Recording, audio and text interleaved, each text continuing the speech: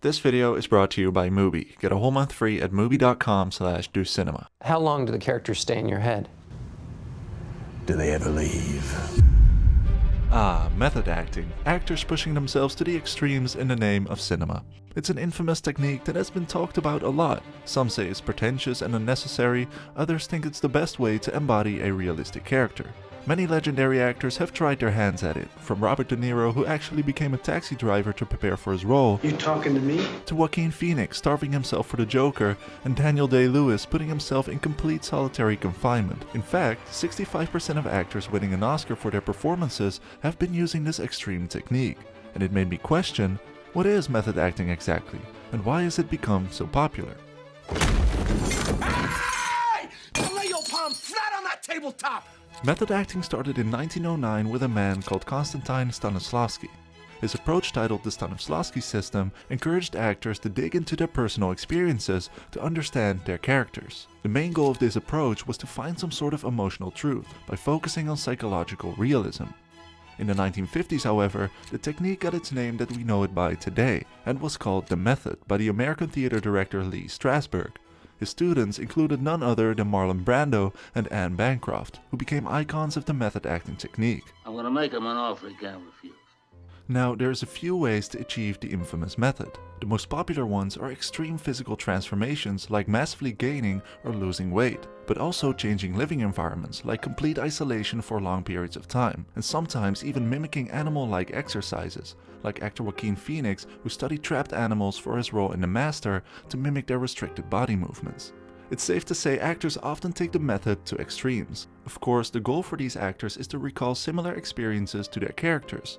But when actors' lives and personal experiences start to blend with those of their characters, the line between acting and reality starts to blur.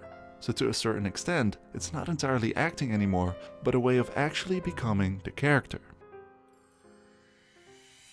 Austin Butler's portrayal of Elvis Presley, for example, was a years-long process of capturing the rock star's mannerisms and day-to-day life. Even so much that Austin Butler became a meme for still having the Elvis accent 1 year after wrapping the movie. Yeah, the Elvis version of my life, it's 4 years ago that I was cast.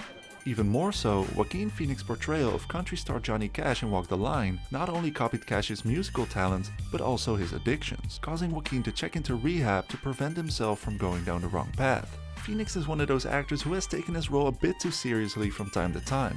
A few years later, he had his jaw wired shut for his role in The Master to create this menacing smile. And to top it all off, he even stayed in character for 2 years, both on and off set, for his mockumentary I'm Still Here, pretending to quit acting to become a rapper. Are you pleased with it? I'm okay with it, but now you're making me feel weird about it. I'm sorry, I'm making you feel weird about it? Joaquin won his first Academy Award for The Joker by going through a complete character absorption on and off set, taking a page from Christian Bale's book by adopting a diet of apples and cigarettes to achieve the look of the Joker. Speaking of Christian Bale, this man is just something else when it comes to body transformations. He dropped down to 121 pounds for The Machinist before having 6 months to get up to 200 pounds for the production of Batman Begins. But for his role in the film Vice, Bale was doubting if he could continue using method acting. Weighing over 240 pounds, Bale told The Guardian, "I gotta stop doing it. I suspect it's going to take a lot longer to get this off." No need to lose any weight. You're kidding, right? You can always be thinner. Look better. Now, all of these examples have been quite severe, but when actors start misbehaving on and off set, it begs the question of whether this technique is even worth it. Jared Leto's portrayal of the Joker was quite sinister to say the least. After winning an Academy Award, Leto went from his teen heartthrob days to full method acting to become the Joker in the movie Suicide Squad. And in doing so, he became a complete menace to his co-stars, even off set. I can't even begin to tell you the weird things I got. Despite his full commitment, Leto himself has mixed feelings about the method technique, saying in an interview, "I think the definition is a little cloudy and can be really pretentious." I mean, he is right, using the method just as an excuse for bad behavior is somewhat problematic. And it definitely doesn't guarantee a good performance, as we all know the story of Morbius. Nicolas Cage, however, known for his infamous Cage Rage performances, simply refused to call his acting style method acting and named it Nouveau Shamanic, which is all about going big and bold, using ancient voodoo techniques and artifacts that are thousands of years old to get himself into the mind of a shamanic performer. Today you're called psychotic if you do that. But who knows if it works or doesn't, but for me it was an idea of like trying to stimulate my mind or trick my mind into believing I was this character from another dimension. And I would walk on the set and then wouldn't speak to anybody, wouldn't say a word, so I projected this aura of horror, which created fear in my fellow actors, which then inspired me to believe I really was this character. Exciting, I'd love to be on set with you. Yeah, thanks. In recent times, actors have been more and more transparent about the effects of the method, causing actors to lose themselves in their roles. Jake Gyllenhaal transformed his whole mindset and work ethic into that of Lou Bloom for his role in Nightcrawler, actually going out on late-night excursions to film crime scenes right after they happened.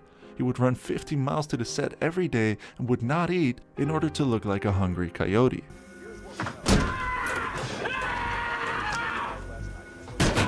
In a scene, I would be hungry, and Riz Ahmed, who plays Rick, would do something, and it would sting me in a way that I know I would normally not be stung by something. And then Dan's words would then give me permission to sort of attack him, you know? And so, though that exchange, that was brought on by that, what you say is a physical transformation, but for me it was much more of a mental, sort of chemical one. Even though many actors using the method have won their Oscar with it, the technique raises the question, is the price really worth the cost?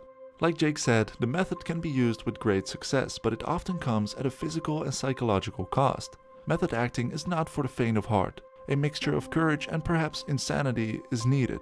Showing what can happen when a person's mind is allowed free will go to the deepest depths of their soul while pushing boundaries for their art. The aftermath of such an undertaking has proven to have long-term effects on an actor's existence. To this day, it is widely speculated that Heath Ledger's intense isolation for playing the Joker contributed to his untimely death, making him the poster child of cautionary tales around the method. You see, in their last moments, people show you who they really are. And there's a lot of talk about like, oh, commitment and method acting and, how far do you go and blah, blah, blah. It's everybody's favorite conversation. But it is a conversation that's had a lot. And I just believe so deeply in your imagination. That's the fun. It's like the play. It's what you need. And I had lost it in that moment. And it threw me for a number of days because I went so far.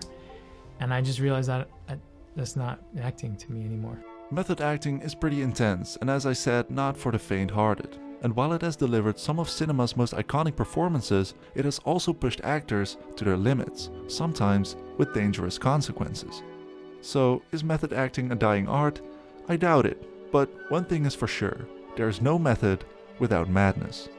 Speaking of which, if you want to witness one of the most mad productions in the history of cinema, I highly recommend watching Apocalypse Now, starring Marlon Brando, who was an absolute madman on this production. Or experience Nicolas Cage at his absolute wildest in his Oscar-winning movie Leaving Las Vegas, which are both streaming on Mubi, not only in my country, the Netherlands, but in many other countries. Mubi is a curated streaming service dedicated to elevating great cinema from all around the globe. From iconic directors to emerging auteurs, there's always something new to discover. And the best thing is that they are all carefully handpicked by Mubi curators, allowing you to discover the best cinema at your fingertips, streaming anytime, anywhere. I work anytime, anywhere.